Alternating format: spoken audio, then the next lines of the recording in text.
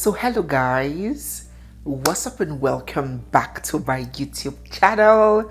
It's me, your girl barrister Neze, and this is Nezeville. A few days ago, distinguished Senator Natasha Uduaghan was suspended from the Nigerian Senate for 6 months for what was termed violation of sitting position and disruptive behavior. When this suspension was announced and she made to leave the house, she uttered a statement and she said, "This injustice will not be sustained." Well, it seems like this senator is not one to be easily shaken or silenced. Despite the immense pressure put on her by stakeholders, her colleagues, and so many other people to apologize and retract her statements, she remains unyielding and unwavering. Only 5 days after this suspension was announced, Senator Natasha was at the USA addressing the Inter-Parliamentary Union at the United Nations headquarters in New York, seeking intervention and highlighting the plight of Nigerian women in politics and in the society at large. Since this news and this video of Senator Natasha at the Inter-Parliamentary Union in New York surfaced online, a lot of questions have been asked. People are curious to know what this means. What is even the IPU? What is actually that union, that Inter-Parliamentary Union? Who are they? What are their functions? What are they capable of? People are curious to know the implications of this report to Akpabio, the legal implications that it may have on this case. Does it mean he is cooked? Will he be summoned? Will justice be given? People are anxious to know what influence the Inter-Parliamentary Union has on the senates of sovereign states such as Nigeria. Will they conduct their own investigations? Do they have authority to prescribe and dish out sanctions? To what extent does their authority go as far as this case is concerned? A lot of questions are being asked, and in today's video, I will enlighten us and explain how this could go, what could be expected. So if you're new here, you're seeing me for the first time, or if you've been watching without subscribing, don't forget to hit the subscribe button, give this video a big thumbs up, drop all your comments down in the comment section, and stay glued, for we have so much more coming your way. Before I go on with this video and my explanations, let us first hear what Senator Natasha had to say at the meeting of the Inter-Parliamentary Union. Good afternoon, President of the IPU. Good afternoon, colleagues. I come with a heavy heart from Nigeria, but first I'd like to apologize to Honorable Kafila Ogbara. I am not here to bring shame to our country. I'm here to seek help for the women of Nigeria. Again, my name is Senator Natasha Uduaghan. 5 days ago, on the 6th of March 2025, I was suspended. As a senator, I was suspended illegally because I submitted a petition of sexual harassment against the President of the Nigerian Senate, Senator Godswill Akpabio. I thought that by submitting the petition, he would recuse himself, and both of us would submit ourselves to the Committee on Ethics, Privileges and Public Petition for a fair and transparent investigation. But unfortunately, I was silenced and I was suspended. I was suspended for 6 months, amongst many other stringent conditions, such as taking away my security, taking away all the officials' vehicles and other items that were handed over to me as a senator. My salaries will be cut off. I must not appear anywhere near the National Assembly. And for 6 months, I'm not to introduce myself or present myself as a senator locally in Nigeria or internationally. That means I'm here illegally. But I had no other place to go but to come here and speak to you women. Because this is a bigger picture.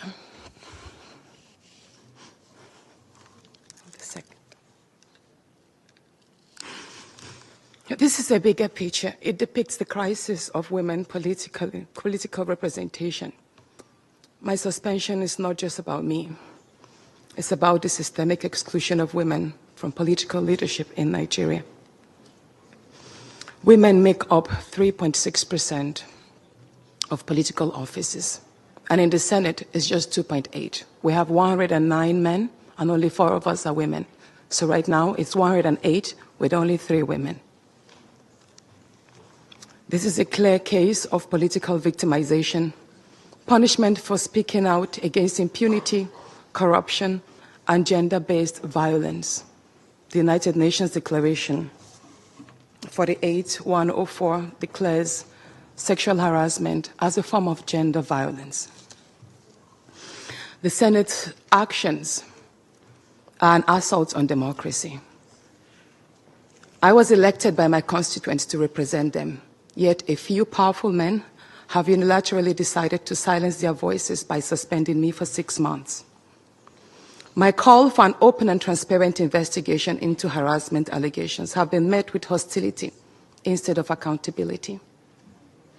If a female senator can be treated this way in the full view of the world, imagine what ordinary Nigerian women will go through every day in workplaces, in universities, and other aspects of our society. A culture of harassment and silencing must end. You may ask, what are my next steps? I will resist the political intimidation.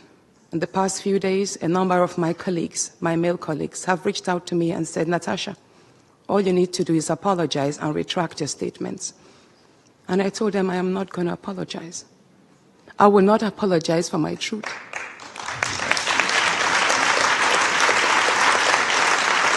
Thank you. Thank you. And I told them that I will stand the 6-month suspension, and the very first day I return, I will represent my petition on sexual harassment. And I will continue doing so until there is a fair and transparent investigation.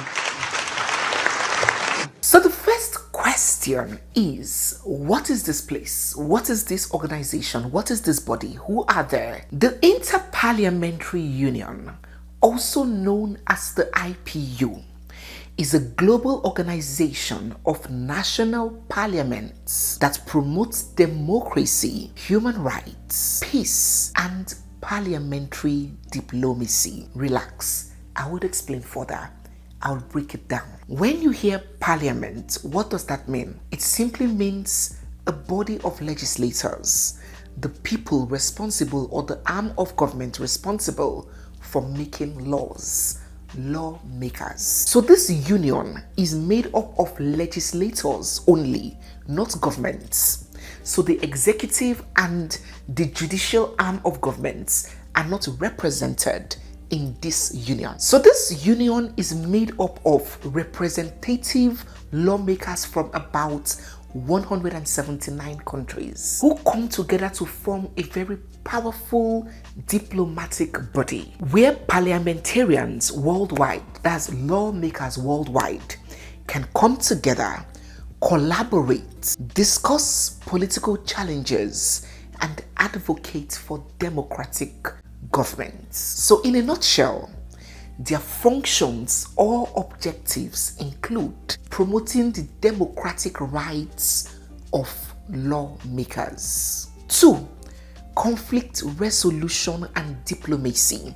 So they act as mediators in political conflicts. 3, they encourage gender equality and female representation in politics. They also protect the human rights of parliamentarians across their countries of representation. These, amongst others, are the functions or the objectives of this union, the IPU. So the next question that I would address, is it a good thing or a bad thing that Senator Natasha presented this case to the IPU? Is it a good idea? What are the possible advantages that may come out of this move. First, by taking this case or presenting this case to the IPU, it has brought international attention to the issue, both the issue of her suspension and the broader issue of the gender inequality faced by women in politics and in the society at large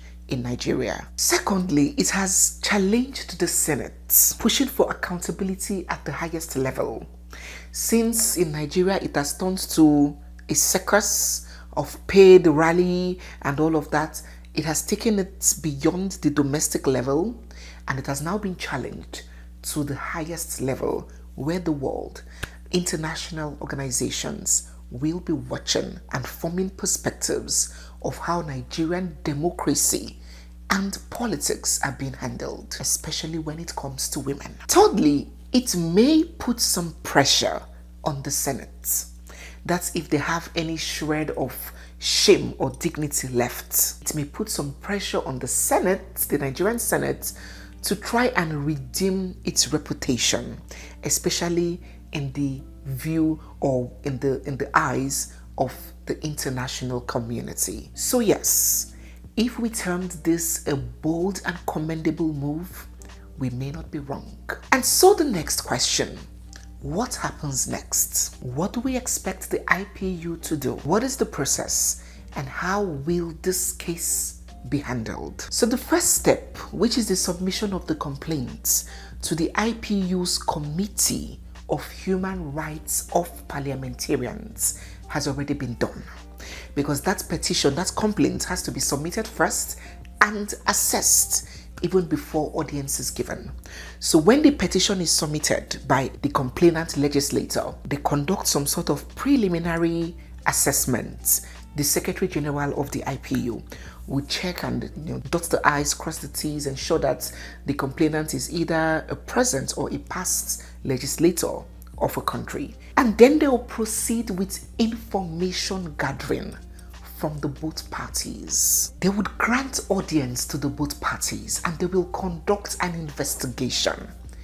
And that is what we have been crying about. We are not expecting an automatic verdict of guilt, but where a person presents a complaint, you do not just automatically dismiss it. We do not expect that persons occupying high and sensitive positions, colleagues, fellow lawmakers, come out to take a side and condemn the other party without even hearing from the both parties, without an avenue or an opportunity for the case to be heard.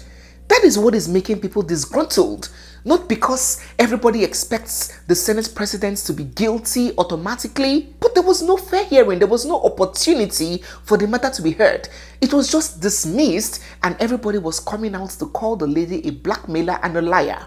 Where is that done? In some videos back, I explained the pillars of natural justice to us. And I told you guys about the Alderman pattern, which says that no man shall be condemned unheard. And it stems from Christianity itself. Remember the story of Adam and Eve when they were put in the garden and God told them, eat from everything but do not eat that particular fruit. And when they did, God is omnipotent, he's omniscient, he sees everything. He knows and he knew what had happened, but he still gave Adam and Eve an opportunity for fair hearing. He still allowed them to defend themselves before passing judgment. He still gave them an opportunity to state their case. And he asked them, what have you done? Why did you eat from that? And this one said, this one told me so. The other one said, that one told me so. Then he gave judgment. But in this case, there was no opportunity for that case to be heard. And that is what is triggering to a lot of people. So understand people's grievances before you come out and talk anyhow and say, oh, where is proof? Was there an avenue for the proof to even be given? Wasn't the petition dismissed?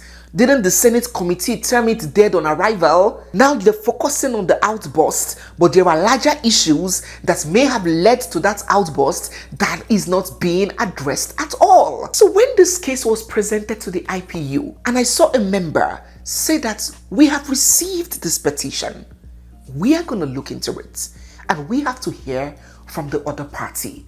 That is the right and civil thing to do. We're not expecting that the IPU will just pass judgment and say, oh, he is guilty, slam him with sanctions, this and that. No. That was what was missing in this case in Nigeria. And that is the bone of contention. So yes, the petition was received and the feedback was given to the complainant that yes, we have received this. We will hear from the other party. The matter that was raised by our colleague from Nigeria, Senator Natasha, and because all of us heard what she said, and it only serves us better if I put a word in what she has said. So I would like to say we have heard her concerns, and having heard her, it would have been an opportunity for all of us to understand more about what she has said. But because we listened only on her side, as an institution, as IPU, we will be taking the concerns that have been raised, not only taking her side, but also giving a chance to listen to the other side, as it is a custom for IPU. And after having listened to the other side, we will take steps as necessary. So the next question is, what happens next? Will Akpabio be summoned by the IPU? Do they have the jurisdiction to summon a sitting senator or any public official of any country for that matter? Can they mete out judgments? Can they prescribe punishments that are enforceable? These questions have been the most reoccurring of them all. And the answer, can you guess the answer? The answer is no.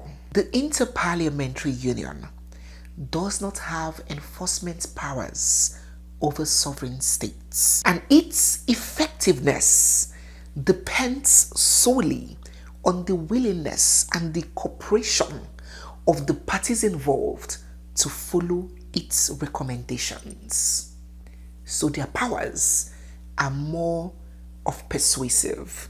They have a persuasive jurisdiction rather than a binding jurisdiction. So the IPU does not have an authoritative legal power over these parliamentarians. Instead, they can rely on moral authority, international pressure, diplomatic influence, and dialogue. Its capacity to operate is more of mediatory. Its role is primarily consultative, and its intervention are merely advisory. So they can do their own investigations, hear from the both parties, facilitate some kind of dialogue between them or amongst them, depending on the number of people involved. And at the end of the day, they can issue powerful statements, resolutions, expressing concern about a situation or condemning a situation. As I mentioned earlier,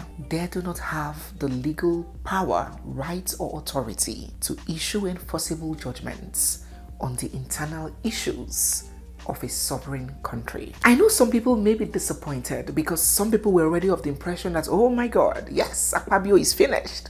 He's going to be summoned. He's going to be sanctioned. This is going to happen and that is going to happen.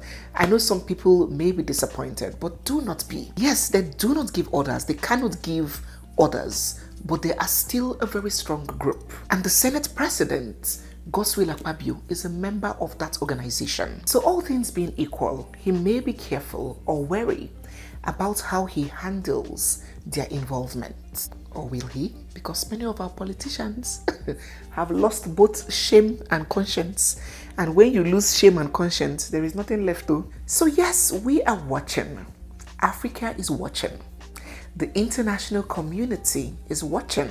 The world at large is watching. And we would watch to see the end of this case. We would find out if this escalation will bring about any results or change. And I would update you as it unfolds. To close this video, let us address very briefly a recurring issue of arguments and disputes on this case. The suspension of Senator Natasha has raised very serious legal and constitutional arguments and concerns. Now, who is a senator? Who even is a senator? A senator is not a minister that is an appointee of the executive. A senatorial position a lawmaker is not an appointed government staff. A senator was elected by their people to go and represent them at the federal level, represent their interests, voice out their concerns. They are the voice and the mouthpiece of the people. And it is the people's constitutional rights to have representation for their constituencies to be represented at the federal level. Oh yes, the Constitution of the Federal Republic of Nigeria guarantees democratic representation of the people, meaning that every senatorial district must have representation at the national level. So, suspending a senator and stripping a constituency of representation, does that really align with the wordings or the dictates of the Constitution? Yes, the Senate's standing rules, that's the internal law guiding the Senate and members of the Senate, right? Says that disciplinary measures can be meted out on erring senators, and it is upon that law that suspension has been justified. But if a law conflicts or contradicts or is not in conformity or consonance with the Constitution, which one takes superiority? Are the standing rules of the Senate now superior to the Constitution of Nigeria? Because I remember that on one or two occasions, if I remember the particular case, I will leave it up here, the court has quashed a Senate's decision to suspend a senator, saying that the Senate does not have a right to do that because it robs the people of representation, which is a miscarriage of justice and arbitrary to the wordings of the Constitution. So why are the Senate standing rules having prevalence and superiority over the Constitution, which is the ground norm of the people, the highest law of the land? That's a food for thought, because the executive, the presidents and the governors have some immunity, not some, a lot of immunity. They cannot just be thrown out except through legal process, a constitutional process of impeachment. But legislators do not enjoy the same privileges.